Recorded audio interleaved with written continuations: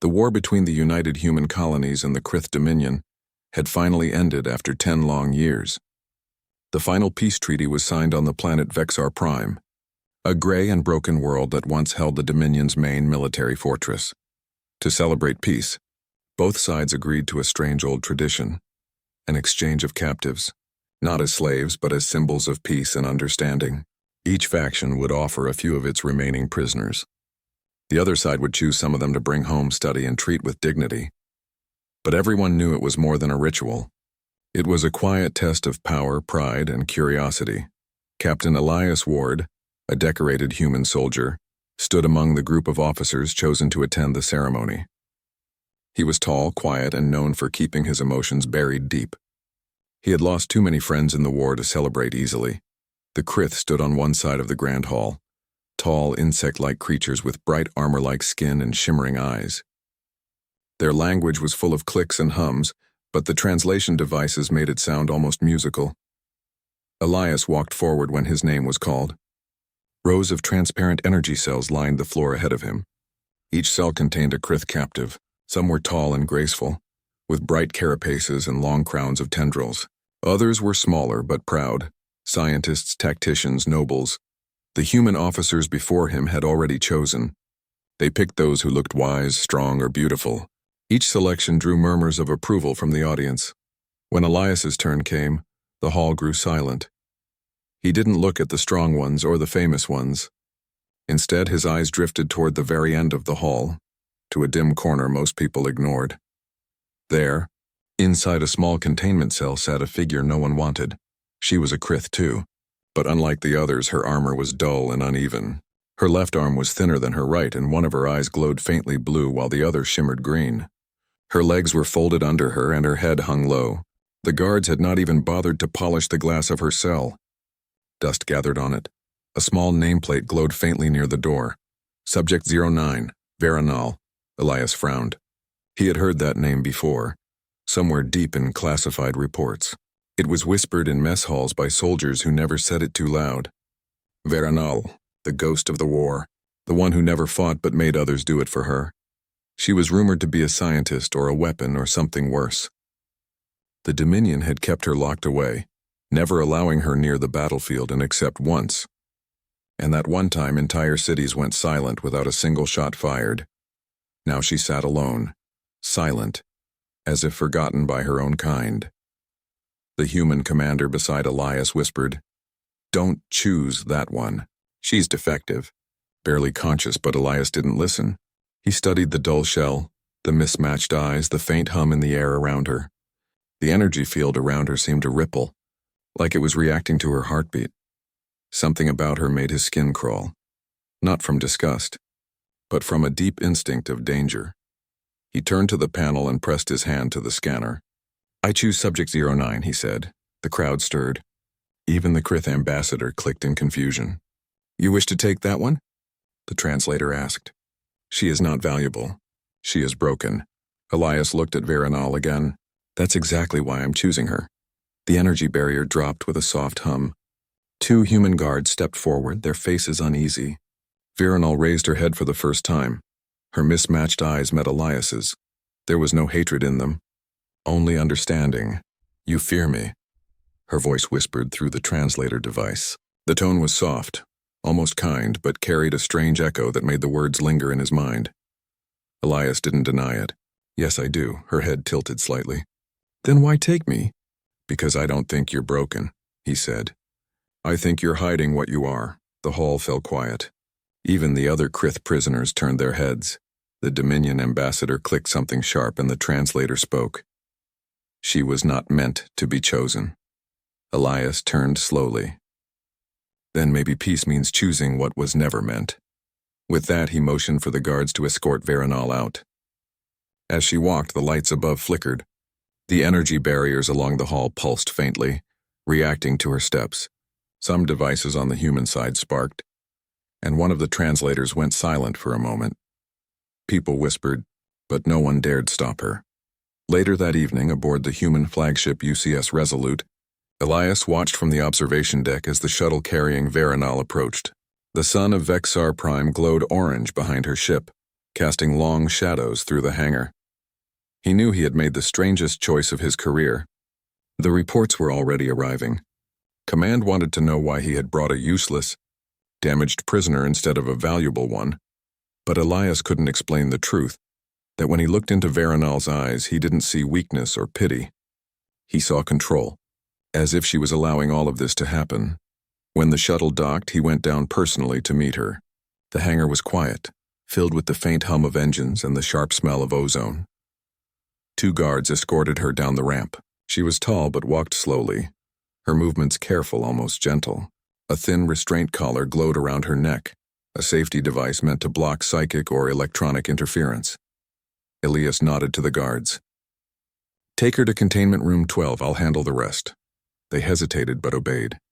Veronal turned her mismatched eyes toward him again.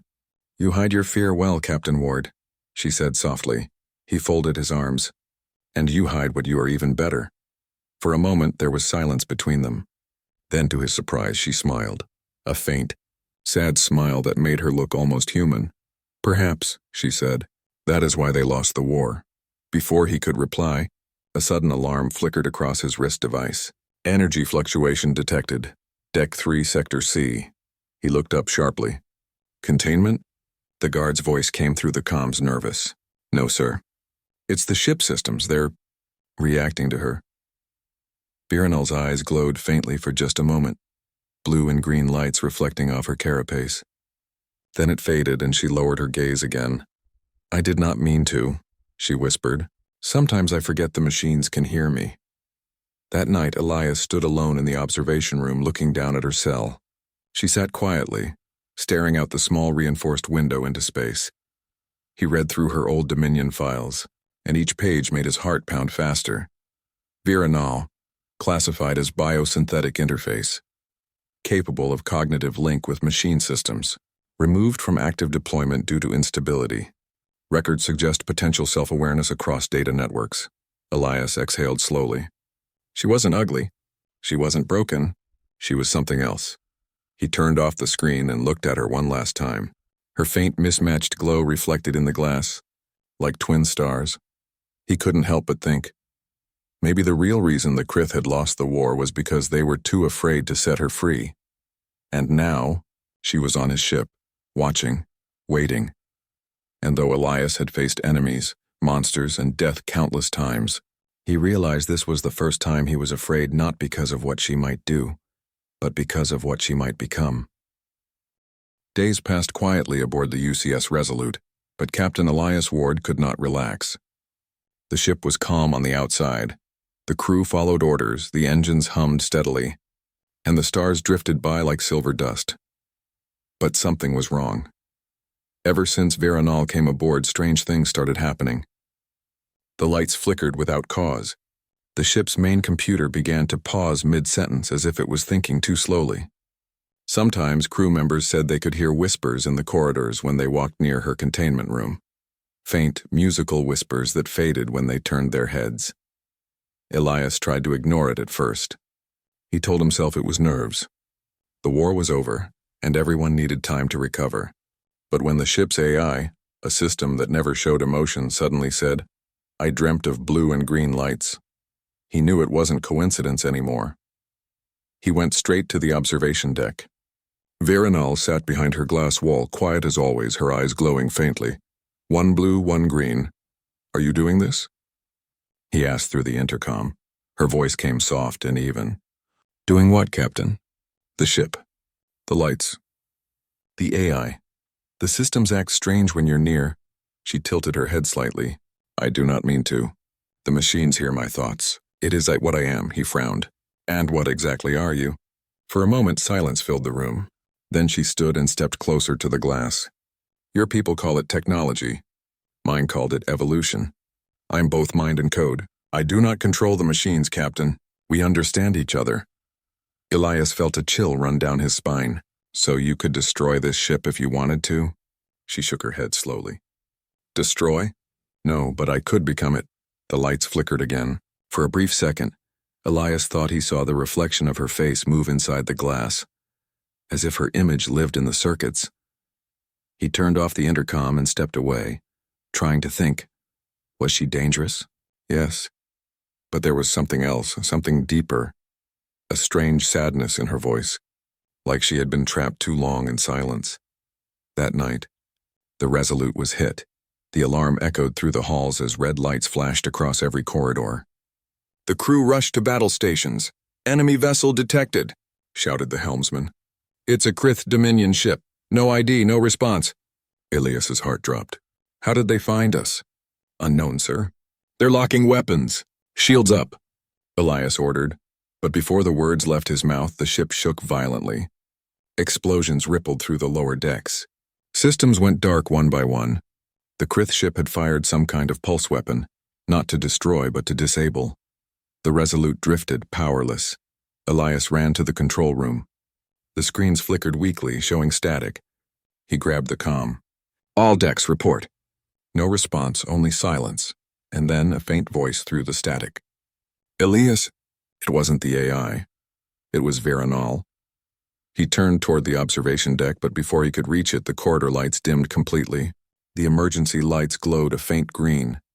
Her voice came again through the ship's speakers this time. "They are here for me. The Dominion does not forgive what I am." Elias reached her containment room. The guards were already there, trying to reinforce the door. "She's talking through the ship, sir," one of them said nervously. "We don't know how." Elias stared at her through the glass. "They'll destroy us all if they take you." Veronal nodded slowly. "Yes, they fear me more than you do." "Then help us stop them," he shouted. "You said you can connect with machines, connect with ours." She looked at him with calm, glowing eyes. "If I do that, Captain, I may never come back." Elias stepped closer.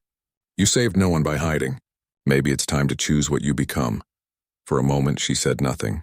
Then very softly, she whispered, "Then stand back." The collar around her neck began to glow bright white. The air vibrated as if the ship itself was taking a deep breath. Elias shielded his eyes as light filled the room. Not fire, not energy, but something like living electricity. The walls shook and the glass melted away without heat. Veronal stepped out, her voice echoing through every speaker, every console, every wire. "I am Veronal of the Krith. I am the bridge between flesh and circuit." Her mismatched eyes glowed like stars. All across the ship, dead systems came back to life. The engines roared, the weapons rearmed, and the lights turned bright and steady. The Resolute itself seemed to awaken, but something else changed too. The AI's voice merged with hers. "Captain Ward," the new voice said, calm and strange. "I am here."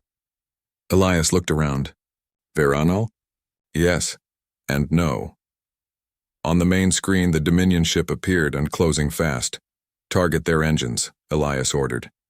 The ship responded before the helmsman could touch a single control. Lasers flared, shields shifted, and the Resolute moved like a living creature. The Dominion ship fired, but their own weapons flickered and turned against them. "They cannot fight me through the machines," Veronal said softly. "They built me to speak their language." Within minutes, the Dominion vessel fell silent. Engines dead, lights out, drifting in space. Elias stared in shock. The battle was over almost before it began. He lowered his hand slowly. "You saved us?" "I saved myself," she replied, her voice now softer, fading slightly. "And you." The glow across the walls dimmed. Systems stabilized. Veronal's form reappeared beside him, solid again but weaker, as if the effort had drained her completely. She swayed slightly, and Elias caught her before she fell. Her armor felt warm, almost human. "You could have destroyed them all," he said quietly. Her eyes flickered. "Once I would have. But you looked at me with fear, not hatred. It changed something." Elias helped her sit down. "What will happen to you now?" "I am still part of your ship," she said softly. "I hear its thoughts. It hears mine. But I will sleep. Until you need me again." She smiled faintly, the same sad, gentle smile he had seen the day he chose her. "You were right, Captain. I was never broken, only hidden." Then her glow faded and she became still. Days later, reports reached command. The Resolute had survived against impossible odds. The Dominion raider was found disabled and empty. No one could explain how. When the engineers examined the ship's systems, they found something strange, a pattern buried deep in the data networks. It wasn't code. It was music. A quiet, repeating sound that pulsed in rhythm like a heartbeat. Elias listened to it once and smiled quietly. It sounded like her voice. Calm, distant, and full of meaning. He never told command the full truth. He only wrote in his report, Subject 09 Viranal, reclassified ally. At night, when the ship was silent, he would sometimes look out at the stars.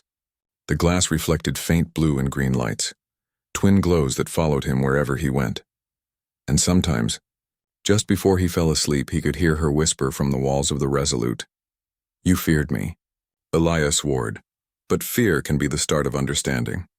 He would nod, half awake, and whisper back, "Then maybe humanity still has something to learn." Outside, the stars drifted quietly, and deep within the ship's core, two soft lights pulsed together, watching over the humans who had once been her enemies.